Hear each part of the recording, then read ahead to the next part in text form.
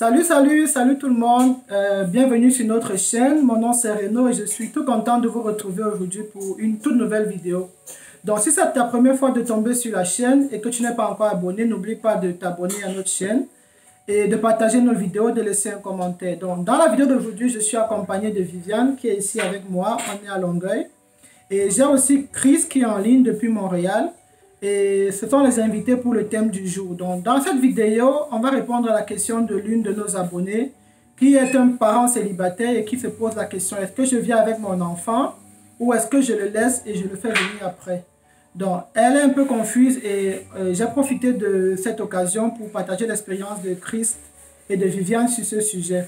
Donc, si ça t'intéresse, reste scotché, on en parle dans la vidéo.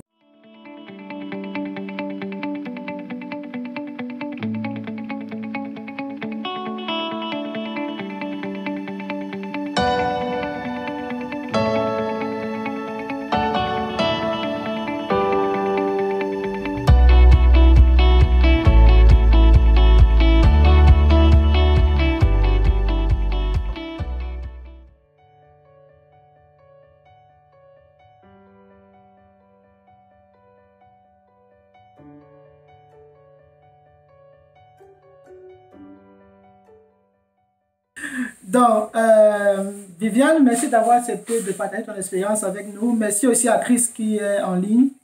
Viviane, est-ce que tu peux un peu te présenter pour nos abonnés? Ok, salut tout le monde. Moi, c'est Viviane, arrivée au Canada, ça y est, il y a cela 2 ans, en tant que résidente permanente, mais célibataire. Et Chris, est-ce que tu peux te présenter pour nos abonnés, s'il te plaît? Moi, c'est Chris. J'habite Montréal et je suis arrivé au Canada il y a cela 1 an et demi. Je fais dans la logistique et je suis résident permanent. Ok, d'accord. Donc, comme je le disais tantôt, Chris et Viviane sont deux résidents permanents qui sont arrivés au Canada il y a peu de temps. Mais à la seule différence que Chris, lui, il a préféré laisser son enfant au Cameroun avant d'arriver au Canada. Par contre, Viviane, elle a choisi de venir avec son enfant directement. Donc, on va partager leur expérience. Et pour ça, on va commencer par poser la question à Viviane. Qu'est-ce qui a vraiment motivé ton choix de dire: ok, je préfère venir avec mon enfant? C'était quoi les raisons qui ont déterminé ta décision? Ok, merci, très bonne question. En fait, je pense que mon choix de venir avec ma fille au Canada, c'était plus émotionnel parce que je ne concevais pas le fait de laisser ma fille très petite au Cameroun. Donc, sur le coup, j'ai choisi de venir avec elle d'abord. Et en plus, ce qui m'encourage encore, c'est parce que je viens en famille. Je viens vivre avec mon oncle. Lui aussi a des enfants et tout petit aussi.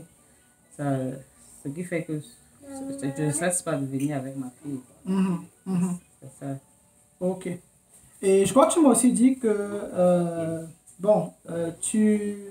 comme tu as dit, tu avais de la famille au Canada, c'était un élément qui a motivé ta décision, mais tu étais vraiment proche de l'enfant et tu ne concevais pas justement de pouvoir te détacher de l'enfant et venir toute seule. Et est-ce qu'aussi il y a des aspects peut-être financiers ou bien, je ne sais pas, est-ce que tu étais assez informé des avantages ou bien des contraintes qu'il y a à venir avec un enfant au Canada, ou c'était juste vraiment en fait, l'émotion ou la relation avec ton enfant que tu privilégiais? Ok. Je n'étais pas vraiment informée sur les contraintes, en termes financiers ou du fait de venir avec l'enfant. Je n'étais pas vraiment informée. C'était vraiment d'abord de l'émotion. Ok. Rien de plus. D'accord. Et Chris, toi, tu es en ligne avec nous. Toi, tu as préféré venir seul et faire venir ton enfant plus tard. Bon, Dieu merci, ça fait quelque temps qu'il est là avec nous. Sinon, c'est quoi les raisons et les motivations de ta décision de laisser l'enfant d'abord et de venir en premier? Premièrement, mon cas est un peu exceptionnel parce que juste avant mon départ du Cameroun, j'ai perdu la mère de mon enfant. Bon. Mais avant même que je ne perde la mère de mon enfant, je n'étais pas censé venir avec lui. Je devais venir tout seul. Donc, après son décès brusque, ça a changé. Je me trouvais dans l'obligation d'accélérer la procédure pour que l'enfant me retrouve. Donc, je suis parti dans du Cameroun sans enfant. Mais pour répondre directement à ta question, les motivations, comme tu dis, je pense que 70% des personnes qui viennent au Canada, parfois n'ont pas des gens au Canada comme Viviane. C'est-à-dire souvent, on vient aussi au Canada où on n'a personne, mais on a la possibilité de se voir donner la résidence permanente parce qu'on est des travailleurs qualifiés. Et comme nous sommes déjà, comme nous sommes motivés par le résultat, parce que quand on vient au Canada, on a un objectif à atteindre. C'est une immigration qui se veut vraiment sérieuse et quand on vient, on a des objectifs dans sa valise. Et quand on vient sur une terre inconnue comme celle-ci, c'est-à-dire les cultures sont vraiment différentes, la façon de vivre est vraiment différente et se voir en train de venir avec un enfant, c'est vraiment prendre du risque. On peut se trouver en train de faire un échec parce qu'il y a du travail que tu dois devoir commencer, il y a une formation que tu dois devoir engager et parfois les services de garde ici, tu n'es pas sur l'heure à laquelle tu dois retourner récupérer l'enfant et si tu ne retournes pas à l'heure, tu peux payer des pénalités comme ça à l'école. Donc, voilà pourquoi je n'ai pas trouvé vraiment adéquat pour moi de venir avec mon enfant déjà. Parce que même quand la mère de mon enfant était décédée, j'ai saisi les services d'immigration du gouvernement canadien. Je leur ai parlé, je leur ai expliqué ma situation. Ils m'ont donné la possibilité de venir avec l'enfant déjà, puisque je n'étais pas encore au Canada. Donc, c'est vrai que je n'étais pas préparé financièrement déjà, mais il y avait cet aspect aussi financier qui est toujours... ce facteur financier qui entre aussi en jeu, qui ne m'a pas permis également de venir avec lui. Mais je me suis dit, bon voilà, je peux aller directement et je me trouve une place, je me trouve un emploi et puis, ou une formation rapidement et puis je fais venir de l'enfant. Donc, c'est autant de facteurs qui font en ce que tu ne peux pas venir ici avec un tout petit enfant, te mettre à travailler avec lui, chercher du travail, chercher une formation. Ça demande beaucoup de concentration parce que c'est un objectif de vie qu'on a pris. Donc, c'est beaucoup ça qui m'a motivé à venir sans mon enfant. Ok, d'accord, je comprends. Et ces informations-là, toutes ces informations, tu les avais avant même de quitter le Cameroun ou bien c'est une fois ici que tu t'es rendu compte qu'effectivement c'était un bon choix? Je veux juste savoir, est-ce que tu étais assez informé sur tous ces aspects-là? Oui, tu sais, l'immigration au Canada, j'ai pris ça au sérieux. J'ai fait des recherches, même déjà quand je travaillais au bureau, j'avais de temps à autre, j'ai accédé à des sites, il y avait des documentations que je lisais et je savais déjà, puisque j'ai aussi pris part au service en ligne pour le Québec. On m'a formé sur la vie au Québec, donc je savais un peu comment ça se passe au Canada. Je savais que c'était une terre inconnue, je savais qu'il y a des facteurs qui vont rentrer en jeu rapidement. Et moi, j'étais beaucoup plus déterminé par le résultat. Je suis déjà result oriented, donc je voulais vraiment atteindre, parce que j'avais dans ma valise un certain nombre d'objectifs à atteindre sur un certain moment, c'est-à-dire après une certaine période. Donc, du coup, je me dis, bon, voilà, si je viens avec un enfant, ça serait vraiment difficile pour moi. Parce que déjà, quand tu viens avec un enfant, il y a des emplois que tu ne peux pas prendre en compte. Parce qu'ici, au Canada, comme c'est un pays développé, ce n'est pas comme chez nous, on travaille de 7h ou 7h30 à 16h. Ici, on travaille round the clock, c'est-à-dire 24 sur 24, on travaille. Tu peux te trouver en train de refuser un emploi parce que tu as un enfant en charge. Donc, puisque tu viens travailler, tu viens commencer une nouvelle vie, tu viens peut-être rapidement trouver une formation. Pour moi, l'idéal, c'était d'abord de venir sans enfant. Ça te permet d'être flexible, d'avoir un emploi de temps flexible. Et là, tu peux vraiment te dire, au bout d'1 an ou 2 ans, tu peux atteindre un certain nombre d'objectifs. Et là, tu peux faire venir ton enfant sans problème. Ok, d'accord, je comprends. Donc, en gros, c'est que ta décision était beaucoup plus axée sur la raison, sur les objectifs à atteindre, etc. Par contre, Viviane était beaucoup plus sur la fibre maternelle. Oui, et en plus, j'ai oublié de le mentionner. Moi, j'étais plus aussi centrée sur le fait qu'arriver au Canada, pour moi, ne va pas être courir directement au dollar. Donc, je voulais bien arriver au Canada, mais prendre le temps de me relancer tranquillement. Donc, c'est un peu... Mais aussi, Viviane a dit qu'elle avait une famille au Canada, donc c'était un grand avantage pour elle, en fait. Oui, c'est vrai, parce que comme elle a mentionné, c'est qu'elle avait des proches, donc ça devait quand même représenter un avantage. Donc, ok, c'est quand même bien d'avoir ces perspectives-là de deux personnes différentes qui ont fait des choix différents, qui avaient des situations différentes. Et ce que j'aimerais aussi savoir, bon, forcément, c'est une question que je pose pour nos abonnés. Ce que j'aimerais savoir, c'est quels ont été les challenges en fait que vous avez eu par rapport à la décision que vous avez prise. Donc, Viviane, par exemple, elle a choisi de venir avec l'enfant. Je pense qu'on aimerait bien savoir quels sont les challenges qu'elle a eu d'être ici avec un enfant. Et Chris, lui qui a choisi de ne pas venir avec son enfant, quels ont été les challenges qu'il a eu de par sa décision. Donc, Viviane, est-ce que tu peux nous parler un peu des difficultés que tu as eues étant venue ici avec l'enfant? Quels étaient les challenges? Oui, là, vraiment, j'ai rencontré beaucoup de challenges, beaucoup. Parce que venir avec un tout petit enfant, c'était pas facile. C'est pas ce que j'avais comme idée au Cameroun En quittant. En quittant, oui. J'arrive, je trouve d'abord comme premier challenge, première difficulté, je peux pas me déplacer. Pas de déplacement sans trouver où est-ce que l'enfant doit aller. C'était pas du tout évident. Il fallait d'abord trouver un service de garde pour pouvoir intégrer même un boulot, pour pouvoir faire même une petite sortie. Les déplacements, c'était tellement compliqué. Ok, bon, je sais pas si je peux illustrer par certains petits exemples. Oui, je pense que ça donnerait quand même un meilleur aperçu. Ok, à peine arrivé au Canada, déjà, il faut que chaque enfant ait son siège auto. Ce ne sont pas les paramètres qu'on intègre déjà. Moi, je n'ai pas intégré ce paramètre avant de quitter du Cameroun. Il fallait déjà gérer ce paramètre, ce siège auto. Et même si ce n'est pas le siège auto, il fallait avoir une poussette. Et ces deux paramètres-là, je n'avais pas pris en compte. Je me suis retrouvée comme bloquée. Je n'ai pas pris en compte le fait que je ne peux pas sortir même pour 2 heures de temps si jamais je n'ai pas acquis laisser l'enfant. Exactement. Donc, c'était vraiment compliqué au départ. Ok, et c'était aussi le plus financier aussi. Il y avait aussi des challenges financiers parce que malgré que tu sais déjà qu'il faut ci ou ça, mais il faut aussi les acheter. Bon, il y avait ces défis-là. Il y avait aussi le fait que, bon, moi, arrivé comme mère célibataire, il faut bien penser qu'il faut faire une vie amoureuse. C'est aussi compliqué dans ce sens-là, avec un tout petit enfant. Donc, en termes aussi boulot, vraiment, en tout cas, dans toute l'intégration avec un petit enfant, c'est pas du tout évident. C'est pas facile parce que même avec le boulot, tu trouves bien du boulot, mais tu peux pas y aller, tu peux pas aller à n'importe quel boulot parce qu'il faut bien trouver une solution pour l'enfant. Oui. Il faut d'abord gérer l'enfant. Je pense que c'est en fait des aspects-là que Chris a évoqué. Comme lui, il était assez édifié sur ces aspects, il a préféré ne pas venir avec l'enfant parce qu'il savait déjà que ça allait quand même être un challenge de pouvoir s'adapter rapidement s'il est avec l'enfant. Et Chris, toi qui as choisi donc de laisser l'enfant au Cameroun venir d'abord et ensuite le faire venir, quels ont été les challenges que tu as rencontrés dans ta décision à toi? Déjà, depuis que l'enfant était né, j'ai eu cet attachement avec l'enfant. Il y avait cet amour-là entre moi et l'enfant. Et naturellement, je suis très paternel. Et voilà. Et de sorte que pour moi, et ici, déjà, pour moi, ça a été difficile vraiment. Ça a été vraiment difficile pour moi de me retrouver sans mon enfant.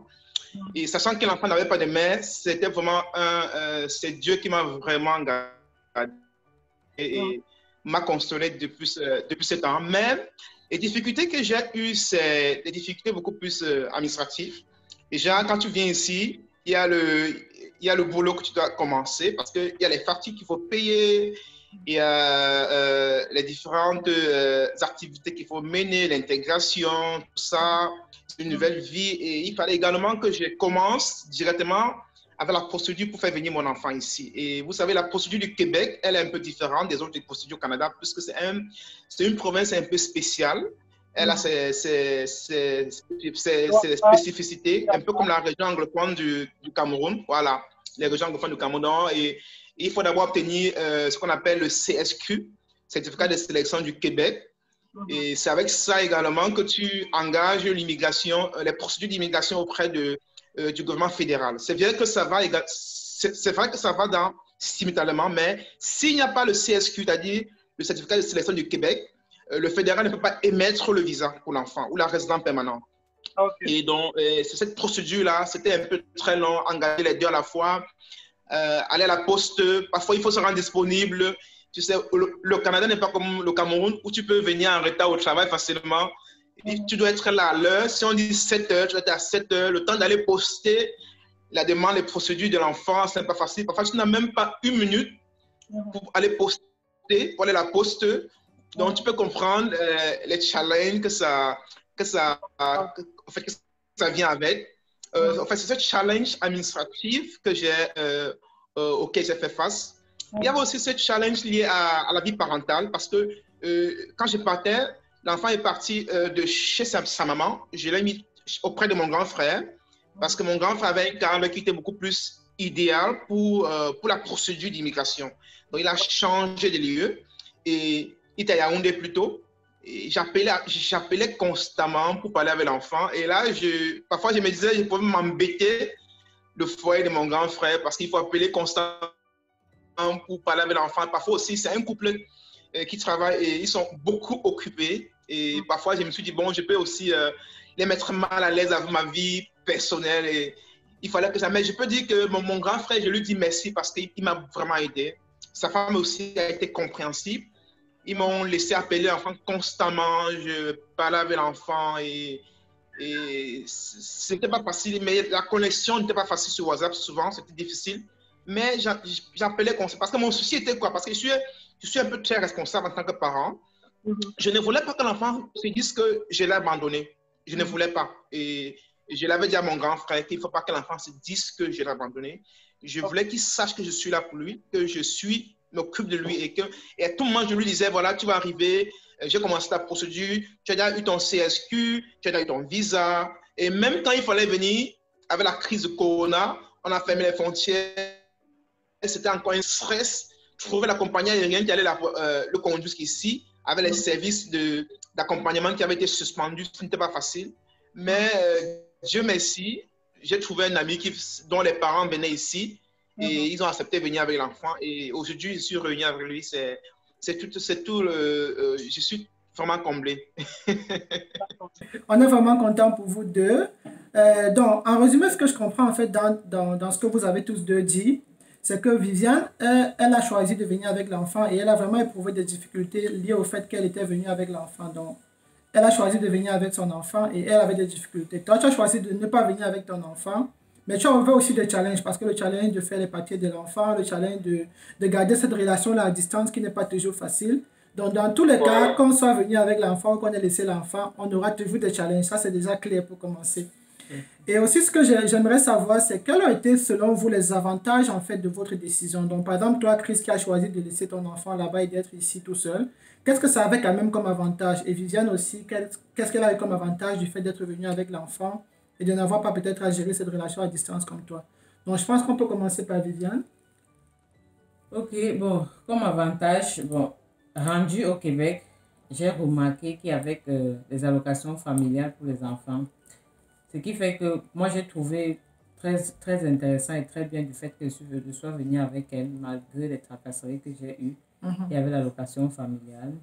Ce qui permettait quand même de couvrir quelques dépenses. Oui, ce qui permettait de couvrir vraiment les dépenses. Pas un peu, mais ça couvrait énormément les dépenses. Et juste un peu le temps qu'il faut pour que le dossier commence à suivre son cours.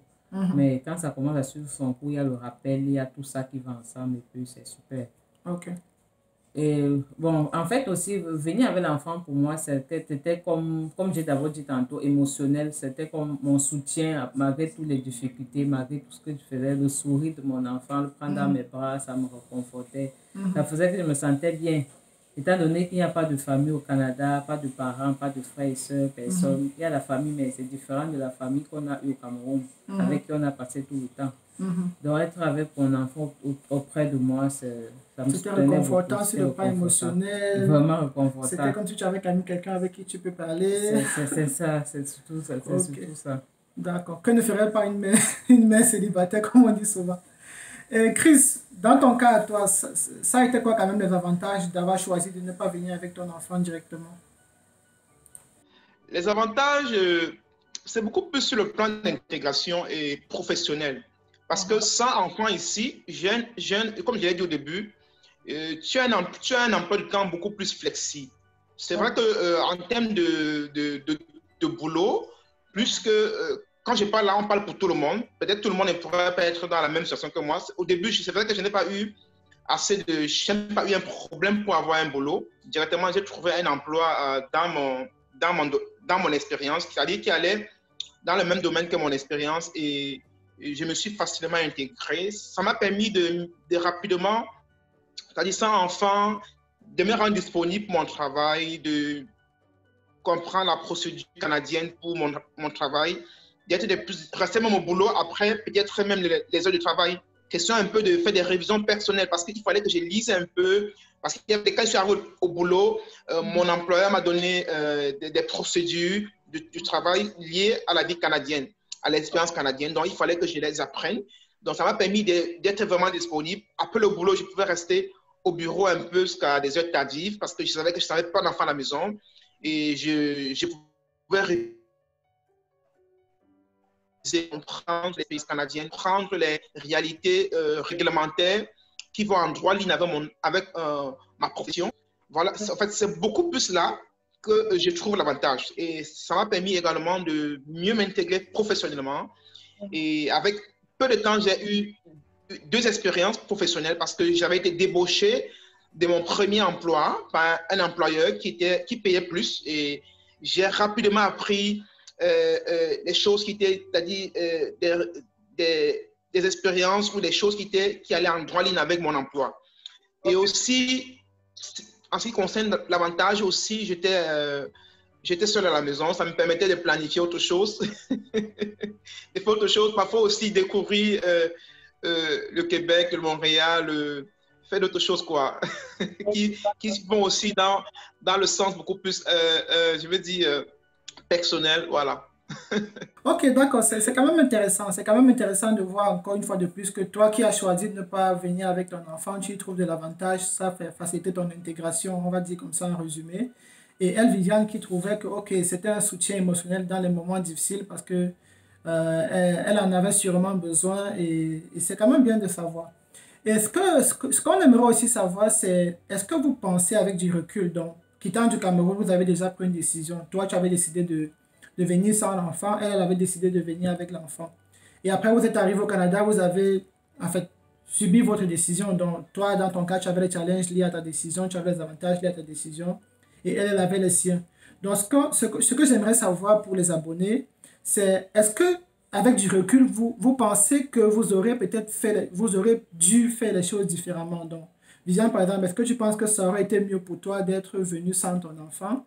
Et Chris, est-ce que tu penses que ça aurait été mieux pour toi d'être venu avec ton enfant? Donc, ayant vécu cette expérience-là, Viviane, est-ce que tu peux nous dire ce que tu penses? Moi, personnellement, je pense que même s'il fallait refaire, je devrais toujours venir avec mon enfant. Mhm, Parce que c'est comme, je vous ai dit tantôt, c'était comme une compagnie, c'était comme ma famille, c'était comme tout ce que j'avais ici. mhm, Et il fallait pour moi que l'enfant fonctionne avec moi. Que mhm, l'enfant ne soit pas à gauche et moi à droite et puis mhm, dispersé. Donc, je n'avais pas intégré le fait qu'il fallait que je laisse d'abord et puis ça ne fonctionnait pas. mhm. C'était un peu ça. Ok, donc là, je comprends. Et Chris, qu'est-ce que tu penses? Est-ce que tu penses que tu aurais dû faire les choses différemment ou bien que tu aurais pu faire les choses différemment? C'est vrai que souvent, on peut vouloir venir vraiment ici avec l'enfant. Sur le plan émotionnel, on peut vouloir vraiment venir avec l'enfant afin de commencer cette aventure qui est vraiment merveilleuse avec son enfant. Mais Mhm, étant célibataire comme moi, parce que j'étais célibataire, même avant que la mère de mon enfant ne décède, on n'était plus ensemble, mais on avait des bonnes relations pour élever notre enfant. Donc, c'était pas facile. Je ne peux pas dire que je pouvais accepter de venir avec l'enfant parce que c'est vraiment difficile. Ce n'est pas impossible, c'est difficile vraiment. Et étant donné qu'on vient au Canada avec un objectif à atteindre, je me dis que la meilleure façon de faire, c'est de venir sans enfant, bien se préparer et faire venir son enfant. Parce que là, ici, parfois on peut arriver à l'hiver, il fait vraiment froid, toi-même tu n'es pas encore bien intégré et tu as encore des enfants avec soi ou avec toi, et ça peut être vraiment difficile. Donc pour moi, il est toujours préférable qu'on vienne tout seul d'abord. On prépare le terrain, surtout quand on est seul, surtout quand on n'a pas de famille, ce qui est le cas pour beaucoup de personnes qui viennent au Canada pour la première fois. Donc, si c'était à reprendre, je viendrais toujours sans mon enfant. ok, bon, difficile, difficile de tomber à une conclusion parce que chacun a pris sa décision dès le départ, chacun savait ce qu'il voulait. Et même une fois ici, je vois qu'aucun de vous n'a de regret. Donc, que ce soit toi qui est venu avec ton enfant, tu n'as aucun regret, tu penses que c'est la meilleure chose que tu aurais pu faire. Elle aussi qui a choisi de venir avec son enfant, elle pense que c'est la meilleure chose qu'elle aurait pu faire. Bon, on va juste dire qu'en fin de compte, ça revient à chacun de faire ses choix en fonction de sa situation. Comme tu as dit, il y a quand même pas mal de paramètres à prendre en compte. Et là, je suis directement à une autre question, c'est de savoir, selon vous, est-ce que, en fait, je veux dire, si un frère ou un ami vous dit, OK, voilà, je suis dans cette situation-là, quel est le conseil que vous lui donnerez vraiment en tenant compte de l'expérience que vous avez vécue? Qu'est-ce que vous lui direz? Est-ce que c'est mieux de venir avec l'enfant? Est-ce que c'est mieux de laisser l'enfant, etc. Qu'est-ce que vous direz vraiment à cette personne-là? Sur quel aspect allez-vous donner des conseils à la personne? Ok, moi personnellement, je vais lui dire quels sont tes objectifs d'arriver au Canada parce que c'est de là qu'il faut tout mettre. Moi, je n'avais pas pour objectif d'arriver à magasiner le plus de dollars qu'il fallait. Il fallait Mhm. avoir un boulot et tout, mais pas directement deux boulots en même temps, pas directement. Donc, je voulais mettre l'enfant dans toutes les contraintes et dans tous les paramètres qu'il devait avoir à faire. Mhm. Donc, c'est d'abord l'objectif personnel qu'il faut d'abord se faire. Est-ce que je suis prête à arriver et choquer vraiment avec les jobs, avec les boulots, avec tout ça en même temps, deux, Mhm. trois et tout ça. Sinon, bon, je trouve que c'est mieux de venir avec son enfant parce que l'attachement qu'on a avec l'enfant, tous ces paramètres à gérer, Mhm. est-ce que l'enfant va être bien vraiment sans son père, sans sa mère, tout ça, Mhm. Mhm. pour moi, il faut prendre compte de tout ça. Et est-ce que tu penses aussi que, par exemple, l'âge de l'enfant compte? Parce que, juste pour rappeler, c'est que Viviane, en venant, comme elle a dit au départ, son enfant n'avait que 1 an et demi, right? 1 an, 3 mois. Voilà. Par contre, Chris, lui, son enfant était déjà quand même dans les 5 ans, 6 ans. Donc, est-ce que tu penses que l'âge de 8 l'enfant... ans. Oh, oui, 8 ans. oui, donc dans les 8 ans. Est-ce que tu penses que l'enfant soit vraiment à très bas âge ou qu'il soit un peu plus avancé, ça fait une différence? Oui, ça fait une différence parce que l'enfant qui a très bas âge ne va pas vraiment se rendre compte du fait où il a changé, il est dans un nouveau milieu, il est en sécurité de savoir qu'il avait sa mère ou son père. Mhm. Donc, il va pas vraiment, ça va pas être comme un choc pour lui. Du fait Mhm. qu'il soit quitté de son pays et tout, ça va être facile de s'adapter, de s'intégrer Mhm. par rapport à celui qui est déjà comme il avait déjà des amis, Mhm. une famille qui s'attachait plus là-bas. Mhm. Donc, je pense que l'enfant à bas âge, c'est un peu plus facile en termes d'intégration et d'adaptation pour l'enfant. Ok. C'est ça. Et Chris, qu'est-ce que tu en penses? Qu'est-ce que tu donnerais comme conseil à quelqu'un qui est dans cette ambiguïté-là? J'aimerais vraiment apprécier le courage de Viviane parce que vraiment son cas est atypique et exceptionnel. Le couple qui m'a accueilli ici au Canada, ici à Montréal, était un couple camerounais. Et, ils m'ont également dit quand ils venaient ici, ils avaient leur petite fille en fait, qui n'avait que 1 an. Mais étant à deux, ils ont préféré laisser l'enfant au Cameroun aux parents de la fille avant de venir. Sincèrement, j'apprécie Viviane parce que Viviane, c'est à apprécier ce que tu as fait, ce que tu as pris comme décision. Et si vraiment il y a quelqu'un qui doit venir au Canada ou qui veut venir au Canada, le conseil que je donnerais à cette personne, c'est d'abord, comme Viviane l'a dit, c'est de voir ses objectifs. Est-ce que tu as également assez de moyens sur toi? Est-ce que tu es financièrement assis pour venir ici affronter la vie avec ton enfant? Est-ce que tu as des gens au Canada à qui tu peux confier ton enfant? Et Ok. aussi, si je conseille beaucoup à des personnes aussi, beaucoup de prendre l'option de venir tout d'abord, de venir tout seul et préparer vraiment la place, le terrain pour l'enfant. Et le conseil que je donnerais également à ces personnes, c'est en fait, pour ceux qui veulent rapidement rejoindre l'enfant, parce que moi, je suis qu'à 1 an et demi, mais mon enfant est déjà là. Voilà. Et donc, je conseille à ce genre de personnes, dès qu'ils arrivent au Canada, ils commencent rapidement la procédure d'immigration de leur enfant. Là, parce que je vais rappeler quand même, Renaud, que la procédure d'immigration pour enfants comment